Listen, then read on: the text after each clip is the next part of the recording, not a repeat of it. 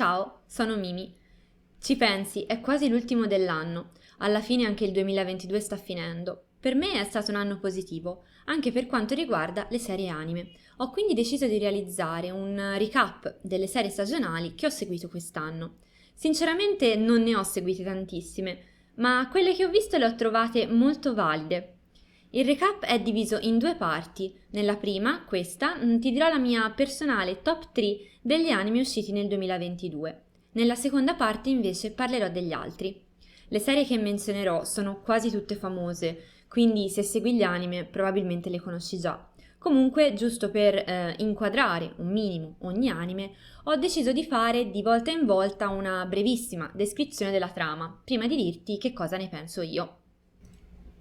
Allora, cominciamo dal terzo posto. È stato il più difficile da scegliere perché c'erano due serie che se lo contendevano. Una è rimasta fuori e scoprirai nel prossimo video qual è. Quella che effettivamente si è aggiudicata il terzo posto, invece, è Spy Family! Serie shonen ambientata in un mondo alternativo simile occidentale dove una spia deve creare una famiglia fittizia di facciata per far infiltrare la finta figlia in una scuola d'élite e rubare così informazioni politiche al figlio di un cattivo. Come mi aspettavo, data la popolarità del manga, questa serie è stata una delle più seguite quest'anno, sia in Italia che all'estero. È una serie simpatica, originale, scemina, in senso buono ovviamente, e super divertente, oltre che molto ben fatta.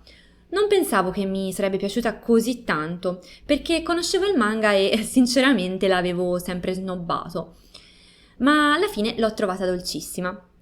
La tematica familiare mi ha per così dire mandata a KO, nel senso che l'ho adorata e sinceramente in alcune scene mi ha fatto quasi commuovere. Dal mio punto di vista Spy Family fa vedere quanto è bello avere una famiglia, definita dai sentimenti di affetto fra le persone e non semplicemente dai legami di sangue. Penso che alla fine sia stato proprio questo quello che mi ha conquistata e quello che mi ha fatto scegliere questa serie e non l'altra, che è rimasta fuori dalla top 3.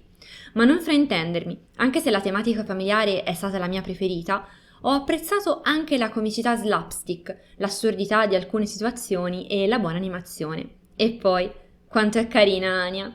Ma secondo te, se mi sfondo di Peanuts, mi vengono anche a me i superpoteri?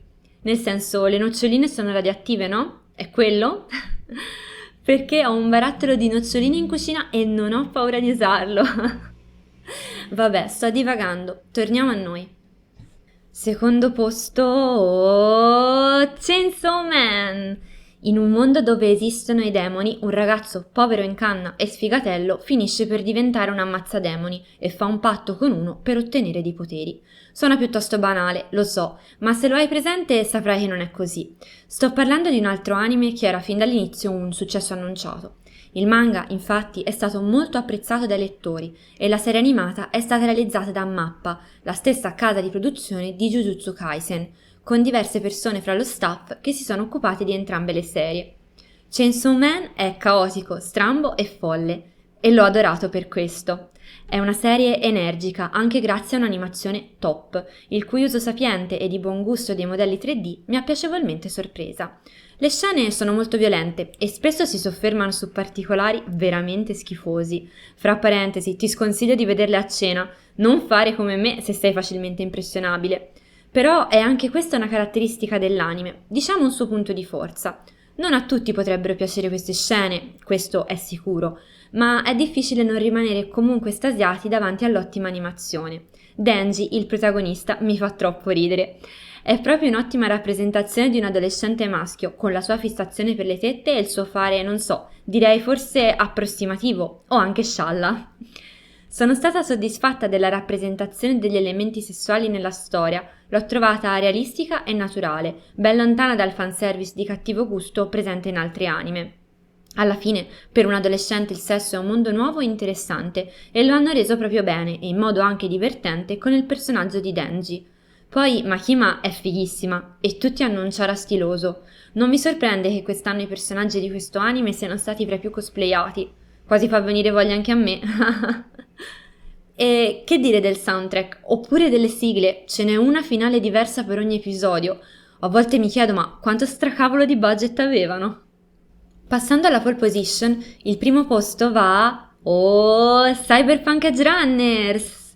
In una distopia futuristica in cui le corporazioni dettano legge, un ragazzo senza soldi entra in possesso, quasi per caso, di un impianto potente che lo farà diventare un temuto mercenario. Una serie originale Netflix creata dallo studio Trigger, famoso per la sua caratteristica animazione esplosiva, ben evidente in questo anime. Beh, cosa dire di questa serie? Sinceramente non mi aspettavo, in realtà, che mi sarebbe piaciuta molto, perché non mi sembrava da me. È vero, da un sacco di tempo sono un amante delle ambientazioni cyberpunk, dello stile, ma non del genere narrativo, nel senso che mi piace il setting, mi piacciono i vestiti, la moda e appunto l'estetica in generale, ma non mi piacciono tanto le storie sui detective, la polizia, la malavita e in generale la tough life che è associata al genere cyberpunk dal tempo di Neuromante, il libro manifesto del genere. E Edge Runners è un perfetto rappresentante del cyberpunk, forse potrebbe addirittura risultare un po' scontato per chi è appassionato, ma direi che tutto sommato è una cosa positiva, soprattutto perché non esistono tanti anime cyberpunk. Uno degli ultimi, meno cyberpunk di questo, ma sempre sullo stesso stile, è BNA, creato anch'esso dalla Trigger. Credo che Edge Runners però sia un prodotto più completo e maturo rispetto a BNA, quindi fra i due consiglierei questo. Tornando al discorso di prima, questo anime mi ha totalmente catturata, superando le mie aspettative e sorprendendomi.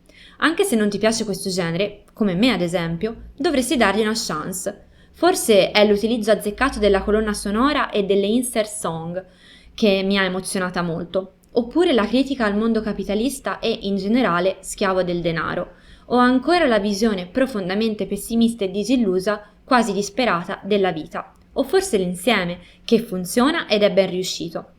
Insomma, questa serie mi ha devastata, infatti, oltre ad essermi piaciuta, è quella che ha lasciato l'impressione più forte in me e quindi credevo che si meritasse il primo posto, ecco. Se ti interessa, ho fatto una mini recensione dove ne parlo in un modo un po' più strutturato e da cui penso si possa capire cosa ho davvero amato della serie.